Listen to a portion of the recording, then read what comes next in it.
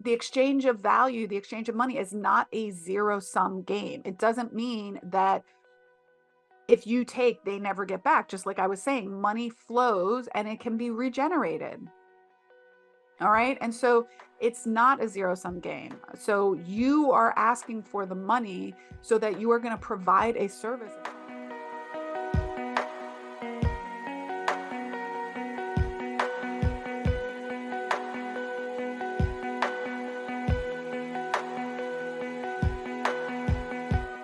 Well, hello there. And thank you for joining me for another episode of the Female Empowered Podcast. I'm going to have a little sip of my coffee.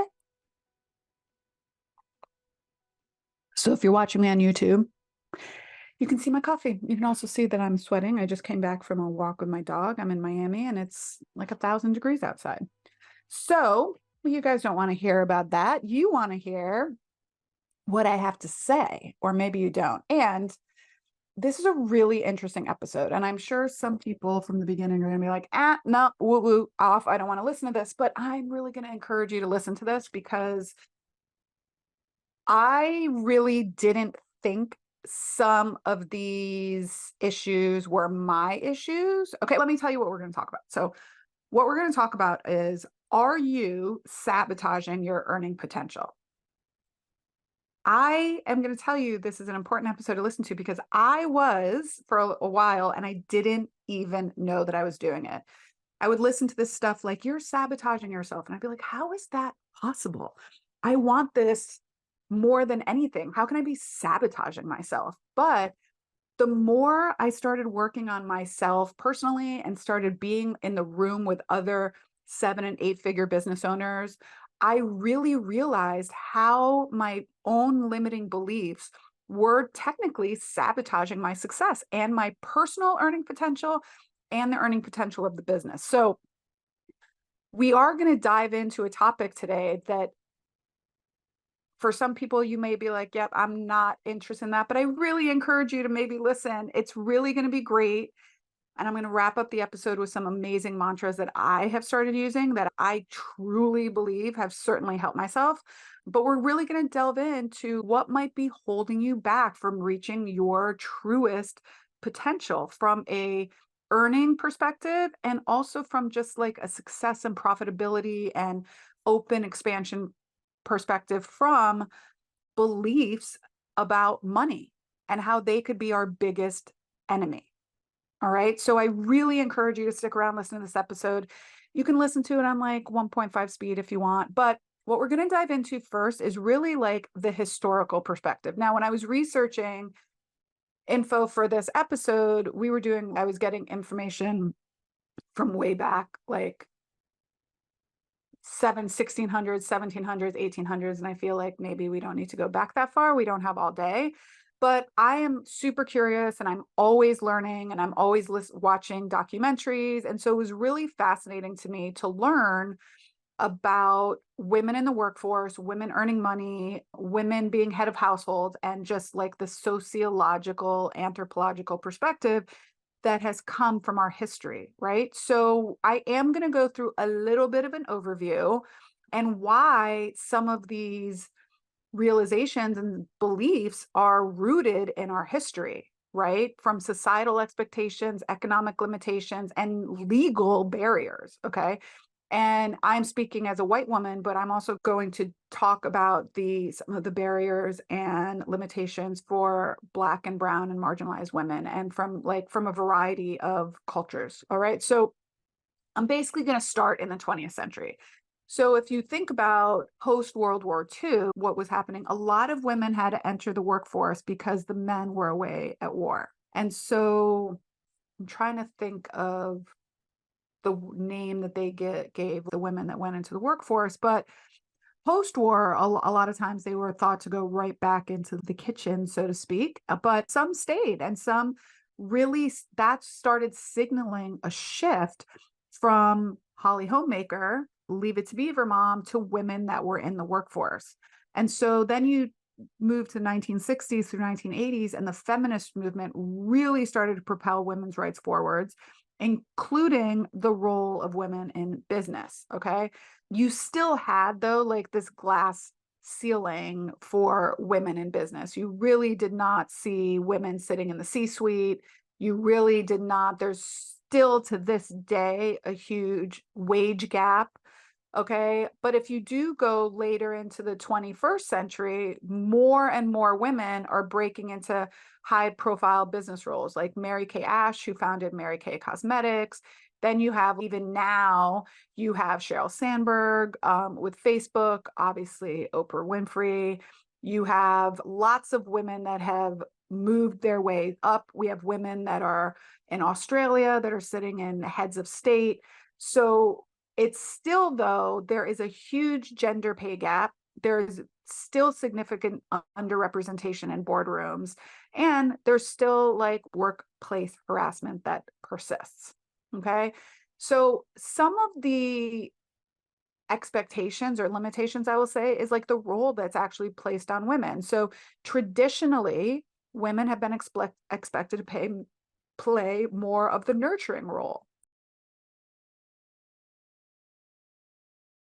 If you remember shows, at least I'm 50, almost 50, and so I grew up watching Leave It to Beaver and Bewitched and Happy Days, and all of those shows had women that were homemakers, getting up and wearing dresses all day and heels and having their hair done. And so traditionally, women have been expected to play the nurturing role, which still translates to today. And we saw this tremendously during COVID when women were working, but now they also had to have their children at home. And so this perception often leads to biases against their capabilities in leadership, that if they have a child, they won't be able to perform as well, or they'll be taking time off. And it's really, this is seeped in our historical traditions, right? There's also educational barriers. Many women weren't able to attend college for a long time. Okay. And they were geared towards like more female appropriate. Remember having home ec in schools, right? And girls weren't allowed to take wood shop or mechanics and things like that. Then there were certainly legal limitations, right? Women alone couldn't open bank accounts without a male signature. Okay. They definitely couldn't start businesses without male signatures. It's crazy to think about, but it wasn't even that long ago. It was like in the 60s. Okay. So there's also economic constraints, right? There's a huge gender pay gap. And then there's a pay gap even more for like white women versus like Black and brown women.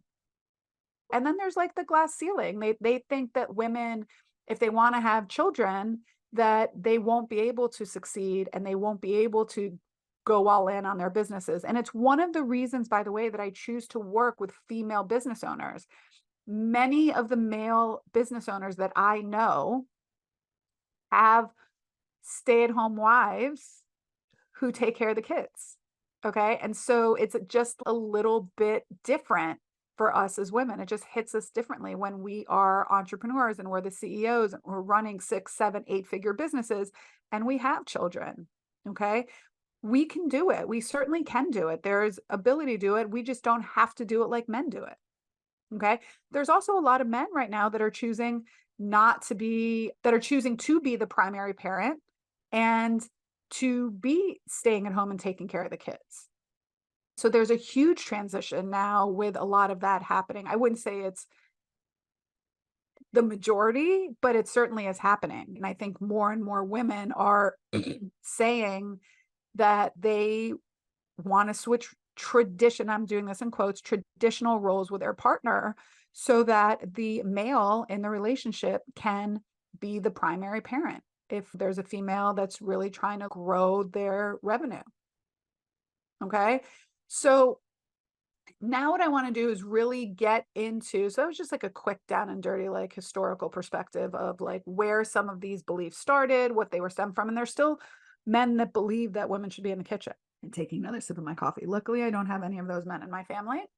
But now I really want to get into the nitty gritty of this. So this is where I'm going to go through some of the main self-limiting beliefs that even I experience and we talk about a lot with the other women that I know in business. So I really want to kick things off with one of the most common mindset traps and really start to get down to some ways you can combat these. So the number one mindset trap that I'm going to go over is I've never seen anyone earn $1 million. So is that even possible for me? And this was something that was very true for me. I had never seen anyone talk about $1 million. I had never seen anyone earn $1 million. I didn't have entrepreneurship modeled for me. So I didn't have anyone in my family that was an entrepreneur. So I didn't know anyone that had a business that was $1 million. And so I didn't see it. I didn't know that was available, right? I didn't. And it's still, even to this day, hard for me to say, technically, I am a millionaire based on what the definition of a millionaire is, $1 million in assets. Then I am a millionaire. And it's really weird for me to say that out loud because of the upbringing I had growing up and my stuff about money. So I grew up in a very blue collar family. My mom did not go to college. I don't think she ever made a salary. I think she was an hourly employee her entire career. Okay. And she did eventually become a manager, but for the most part, she worked in like entry level positions. Okay. So none of my role models broke through significant financial barriers. My mom worked paycheck to paycheck. I didn't think that generating $1 million, I thought that was a fantasy. I thought that was for doctors and lawyers and degrees. And I just didn't think, I don't know why. You can ask me why. I don't know why. I don't know why. Okay. But it's one of the biggest reasons I want to put myself out there in front of people. So I could be the representation now to all of you out there that's, oh, Krista did it. She does not have an MBA. She has a master's of science in physical therapy. She's a wife and a mom and has children and didn't come from money, and she's made $1 million. Okay. So I want to be that representation. So it's a reason why representation does matter. Okay. For being able to look towards people that look like you, that are of the same experience as you, that live like you. Like I didn't feel that I had, excuse me, anyone that I could look up to as, oh, she did it, I could do it. And that's why I really think it's important for us as women to put ourselves in rooms where other people are achieving what we achieve, what we want to achieve. It helps us be like, this is normal conversation for them. It's okay for me. All right. So there are lots of stories of self-made women millionaires. All right. And reading about them. Sarah Blakely, who's the founder of Spanx, if you know her story, she started selling, I think it was copy machines or fax machines or something, door to door. And then the story of how she designed Spanx was she cut the bottom of pantyhose off at one point. And so that's how Spanx, and it's a multi-million-dollar a year business. And you could look at her now and be like, that's not me, but that's not how she started. Okay. So you got to look back to day one, right? You have people like Sheryl Sandberg. Sheryl Sandberg is from South Florida. She went to North Miami Beach High, which is a public school, not too far from me. All right. And so it's ways that you can look at reading different books and reading the history of some of these women that are doing things that you might want to do. It's why exposure and mentorships are really good. Like my mentorship, my boutique fitness mentorship, my mastermind puts me in the room with 7 and 8 figure business owners. Okay. And so it boosts my confidence. It gives me that essential lift that I need sometimes to understand that I can break these personal barriers and self-limiting beliefs that I sometimes have. Like I look and I'm like, oh, she's generating $5-6 million in revenue. I could do that. They're generating 10 million. They sold their company for this amount. I could do that. They're going to take a month off and they have 5 studios. I could do that. So exposing yourself, who you expose yourself to, and putting yourself in those rooms, I think is really crucial. Okay. So let's move on to the next money mindset trap. This was when I had a huge, and it was really hard for me to overcome it, but I have now. So money is finite. So people believe there's only enough to go around. There's only so much to go around. So if you ask someone to invest in your service or your program or do classes with you, that they'll have less, which makes you as a person greedy. We hear this a lot with people in the health and wellness because they're helping people, right? Or, oh, Pilates is expensive, $30 or $40, or that makes me greedy. Okay. It doesn't. Okay. And money is not finite. It is always being reproduced, number one, and it will come back to you. Okay. So it's not if you ask someone to give you $100, they'll never get that $100 back. They will at some point. Somebody will give them $100. And that's how the world goes around. Think of it in terms of, and if you look at it in terms of not money, but, oh, I have bananas and you have oranges. I don't need any more bananas. You do. I need some oranges. Let's trade. That's basically what you're doing. And it's an exchange of value. And we just happen to use money. But back in what ancient times, like they traded goods and services. That's how the world goes around. That's how it's always been. Like, for an example, if you created something that's going to do good in the world, like an eco-friendly product or something like that. And now you're trying to approach investors or ask for money. And you see this a lot in like women in startups that are looking for venture money. There's not a ton of money going to females, and it's really hard to get those money in the rooms. And so sometimes you start to think, if this is something I'm super passionate about, I feel guilty about asking for money when it's something that people need and it's going to make the world better. But no, you can really start to think of that scarcity versus abundance mindset, right? There's a great book. I read it. It's called The Abundance Book. It's by John Randolph Price.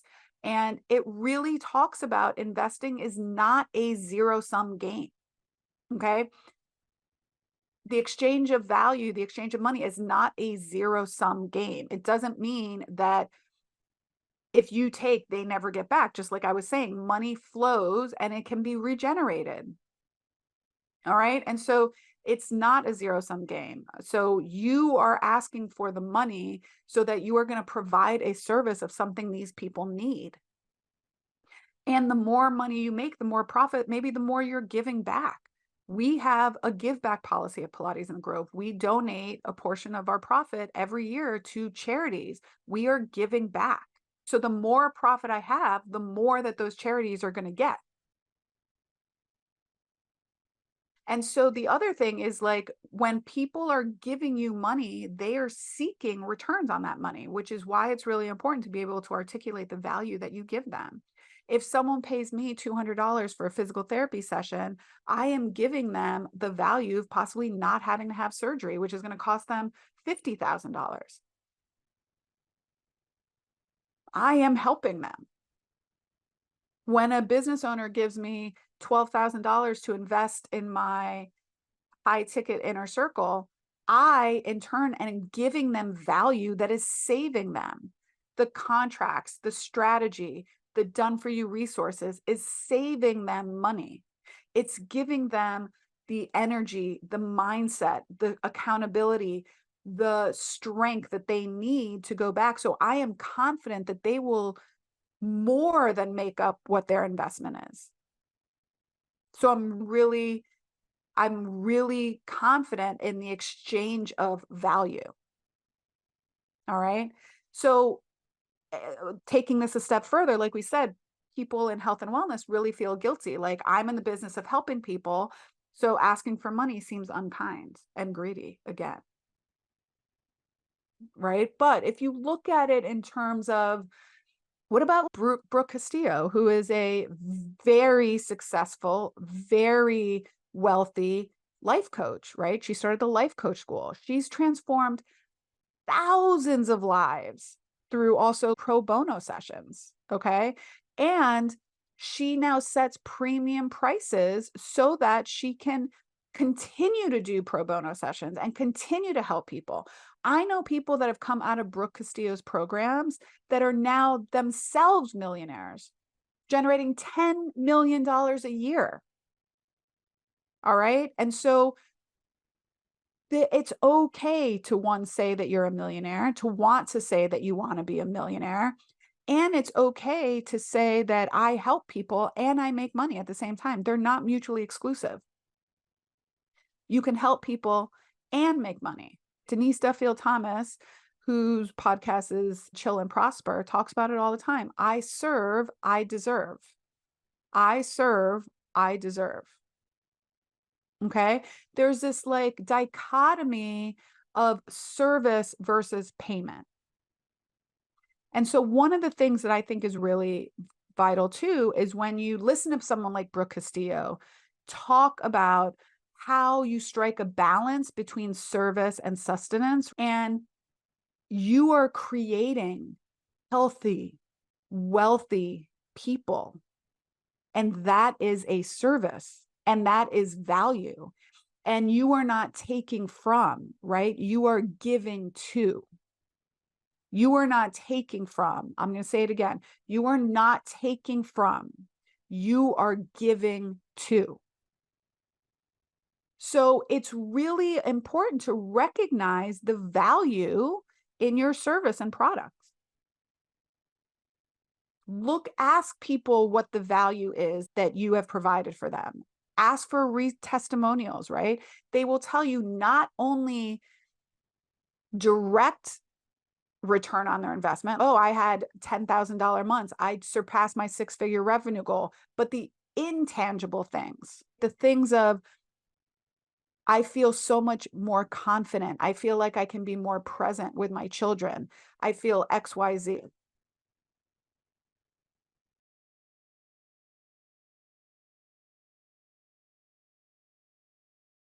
So the more that you charge as a life coach or a physical therapist, right? The more you can reinvest back into your your business, your skill set, and then you can help more people.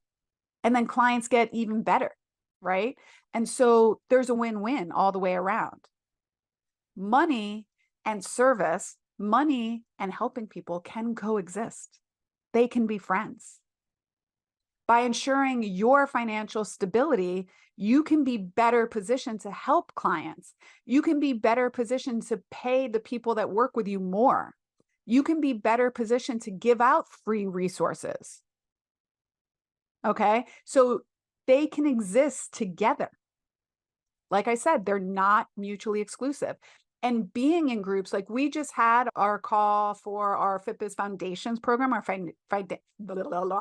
foundational program. And at least 50% or more of the women, when we talk about a personal win for the summer, they talked about being able to go on vacation and completely disconnect from their business and still pay themselves, still have $10,000 months, still pay themselves their vacation time, completely be present with their families. And to me, that is like glorious. Now I know that what I'm doing and helping these women is paying off because that's what their goals are. Okay. So this next one that I'm going to talk about is similar to the first one of I don't feel so the first one's I don't even know that $1 million is available to me. But then the next one is I don't feel worthy of $1 million. Okay. I don't feel worthy of being a millionaire. And so let's unpack the worthiness, which is like a huge can of worms. Okay. The feeling of unworthiness really often, and I'm not a psychologist, but I've been doing therapy for a long time, stems from some deep-seated beliefs that came from childhood, like fear of failure. Okay. And these are the biggest things that manifest themselves in self-sabotage, avoiding new opportunities, not asking for what you deserve, not paying yourself, not setting appropriate boundaries, not charging appropriately for your services. Okay. And so this is something that is how we self-sabotage. And it happens in the decisions that we make.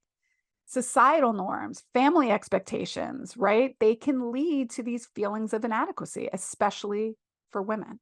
All right. So there are plenty of people, by the way, that came from nothing that are now millionaires, billionaires.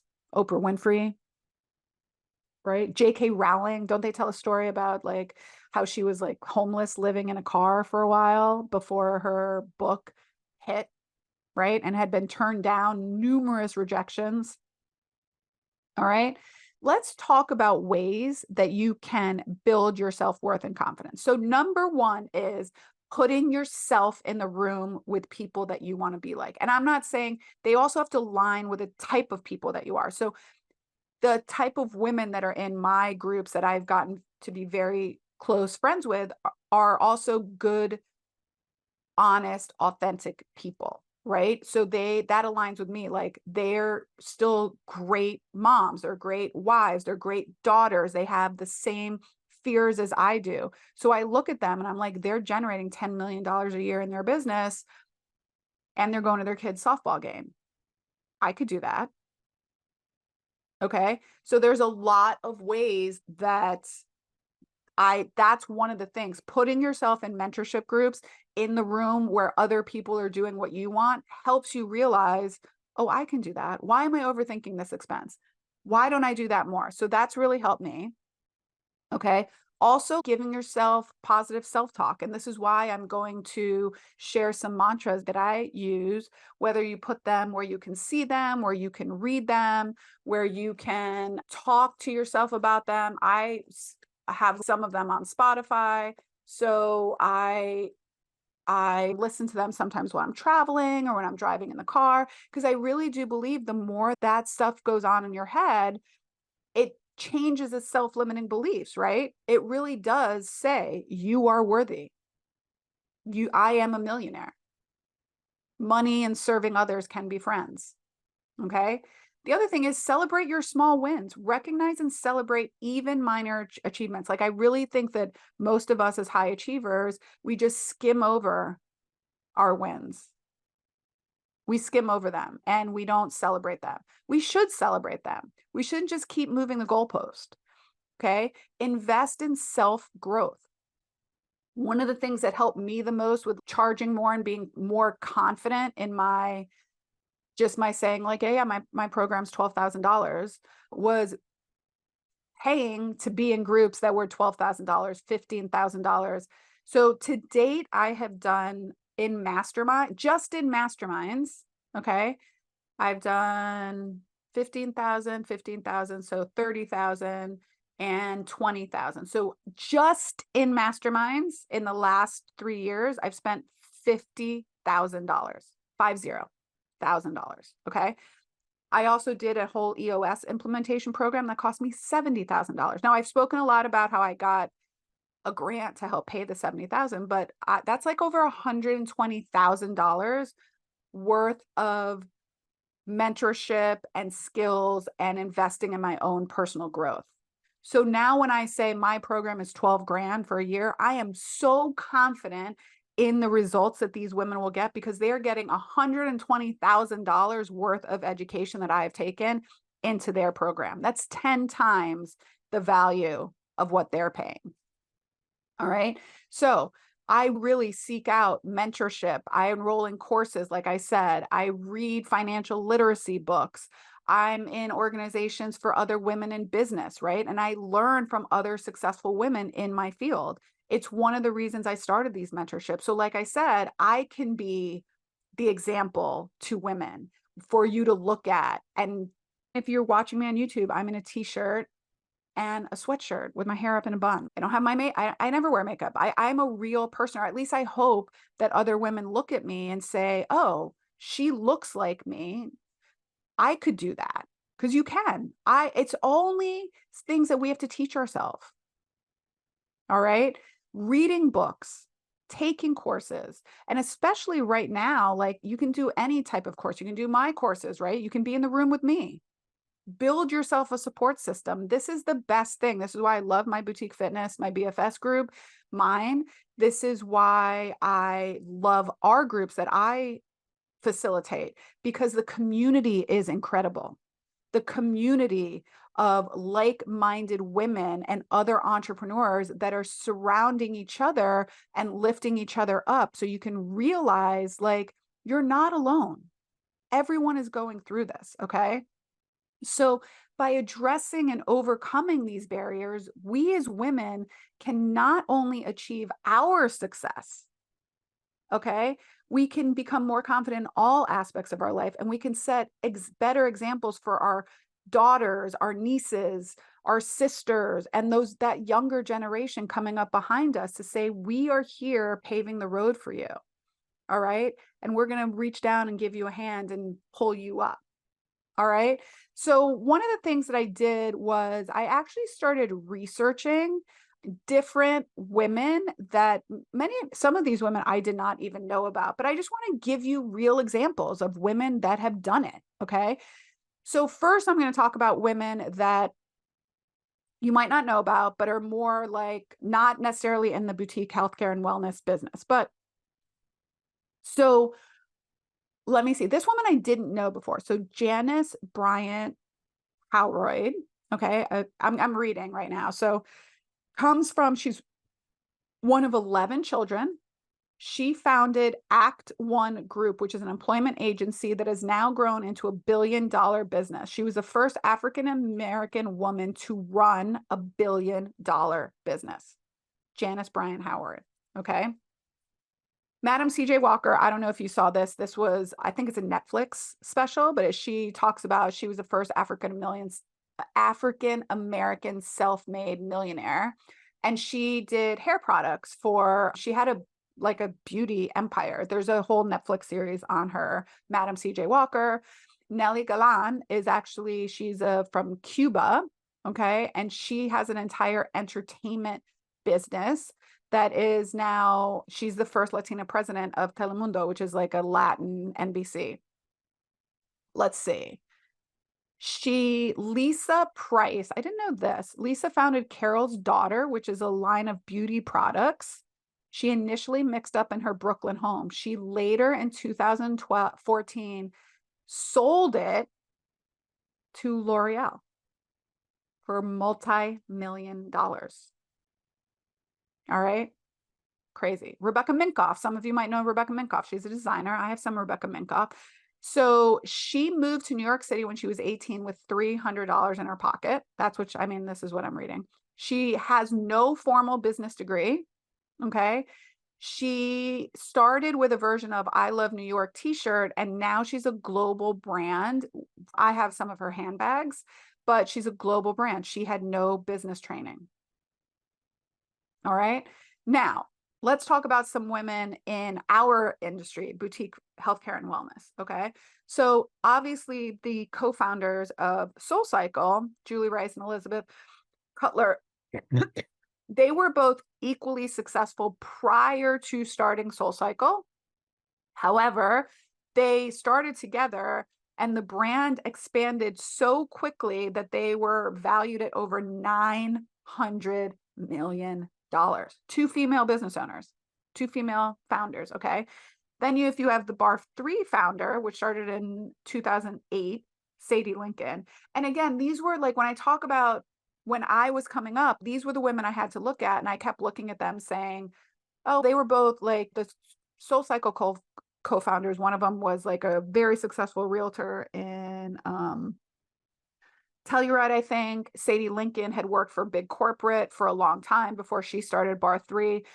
That's not to undermine their success, because they've now multi-million dollar franchises. However, when I looked at that, I was like, I don't have an MBA. I don't have big money. I don't have corporate backing. Okay. But if you look then at someone like Cassie Ho, who started Blogilates, right, was not a traditional studio. She started on YouTube, and now she has $1 million brand, right, with fitness, DVDs, YouTube channel subscriptions, and her own line of activewear. Okay. From YouTube. If you look at the Tone It Up girls, again, started on YouTube. Now they have a complete multi-million dollar business with workout programs, nutritional plans, and fitness products. Okay. Katrina Scott and Karina Dawn, that's the Tone It Up girls, started on YouTube. All right. The Y7 founder, I know Sarah Larson Levy, she was in a group with me. She started Y7, which is actually an interesting spin on yoga with hip hop music.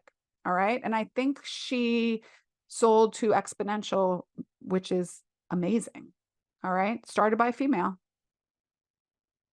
All right. You definitely have women like Sarah Blakely. You have Katrina Lake. I don't know if I know a lot of you might love Stitch Fix. I used to use Stitch Fix for a while. So Katrina Lake founded Stitch Fix, and the company went public in 2017.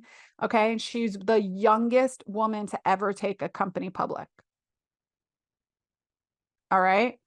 So there's lots of women that have done successful things. And if you want to look at someone that looks like you, I live in the suburbs. I drive a car that's been paid off, a 2015 car. I pay myself a very nice six-figure salary, and my business generates over $1 million in revenue. I don't have a corporate background. I don't have an MBA. And so if you're looking for someone that's, oh, maybe I could do it, I'd love to be that person for you. All right. Now, one of the things I want to leave you with is some visualization and some affirmations that I think they're important. This is where the woo-woo comes in a little bit, but I used to not think they were important. And then I really started listening to these affirmations and just going to sleep with them, or like when I was on the plane and falling asleep. I just think the more positive things you put between your ears, the better they are. A lot of times when I'm listening to these affirmations, like I really will think of myself and visualize myself achieving certain things, right? And that's how I start to look and act like a seven-figure CEO. All right. It mentally prepares me for the success by making it feel real and tangible and achievable. All right. So you can fast forward to this, you can save this, you can go on Spotify, you can do like money manifestations, you can do success manifestations and affirmations. There are a lot of things that you can do to put positive affirmations between your head. So I'm going to tell you a few that I use and I say to myself all the time. Okay. One of them is, I work hard and I take my rewards for it. I will never be a slave to my job. I will not feel guilty for paying myself. I work hard and I take my rewards for it. I will never be a slave to my job, and I will not feel guilty for paying myself. Here's another one. My worth is not determined by my bank account, but by the value I bring. This is where that whole charge what you're worth a lot more than you charge. What you're charging is the value of the job that you're providing. Okay. I am deserving of abundance and prosperity. I am deserving of abundance and prosperity. Every day, I grow closer to my financial goals. Every day, I grow closer to my financial goals. Money and service can be friends. Money and service can be friends.